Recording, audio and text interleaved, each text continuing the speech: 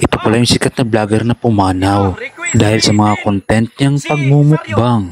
Kaya sa mga katulad kong content creator, mag-ingat po tayo sa mga ginagawa nating content. Huwag po nating abusuhin ang ating sarili at ang ating katawan.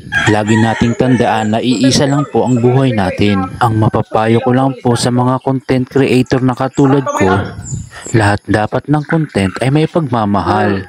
At pinapanalangin muna sa Diyos kung tama ba o umali. Rest in peace sa iyo, idol. Mga kapuso, paulit-ulit na paalala ng mga eksperto, lakat po ng sobra, masama sa katawan. Sa Iligan City, isang vlogger ang naospital at pumanaw.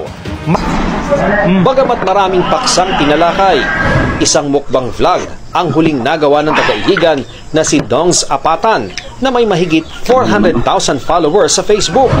Kasama sa kanyang mga naging popular na video ang pagkain ng pinalambot na ulo ng baka. Pero noong June 14, matapos umanong kumain ng pinritong manok, ay inatake ito at isinugod sa ospital. Pero pumanaw rin kinabukasan.